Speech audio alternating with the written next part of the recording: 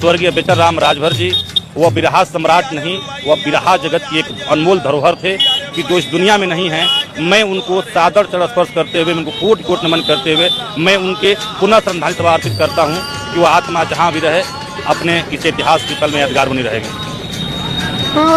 जितेंद्र का सवाल है कि जिस तरह से विधानसभा चुनाव भी लड़े थे, कुछ ही वोटों से चुनाव हारे भी थे, और सबसे बड़ी बात कहा जाता है कि भोजपुरी जगत का नहीं, एक बहुजन जगत का सितारा चला गया, कोई वापस आया नहीं। क्या कोई आया ही नहीं, ऐसा रीजन क्या है? देखिए, हम बता दें कि आपसे कि ये हकीकत है कि इस बहुजन समाज में ये गरीब गुरबा परिवार से निकले हुए जनपद मऊ के ऐतिहासिक धरती डंगौली से वह जब निकले थे तो उस समय हम पैदा नहीं थे।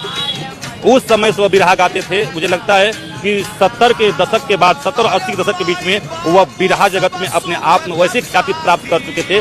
जिस समय वह बिरहा जगत में थे, रामदेव गुल्लू से लेकर तमाम जितने कलाकार थे, वह सभी कलाकार में एक ऐसा कलाकार जिनको वर्तमान के समय में बिरहा सम्राट कहा जाता है, अपने मुखार बिंदु से बिरहा जगत के आदरणीय विजयलाल यादव ने कहा था कि यदि बिरहा जगत में यदि कोई हमको आगे बढ़ाने वाला है, यदि हमारी दाहिनी कोई बात था तो वह बेचन राम राजभर जी थे। और उन्होंने पिछड़े तबके के दलित समाज के गायकों को उन्होंने बड़ा सपोर्ट करके उन्होंने बहुत आगे बढ़ाए थे। और उन्हीं की संघर्ष की बदौलत बसपा की राष्ट्रीय सुप्रीमो, राष्ट्रीय अध्यक्ष बसपा सुप्रीमो माननीय बहन जी ने उनको यहाँ से चुनाव लड़ाई थी, जो कुछ वोटों से हार गए थे। और मैं बता दूं आपसे कि शायद आज स्वर्गीय बेचन राम राजभर जी जिंदा होते तो मैं इस दावे के साथ कह सकता हूं कि घोसी विधानसभा के ऐतिहासिक धरती का नेतृत्व लखनऊ के सदन में करते, इसमें कोई दो राय नहीं है।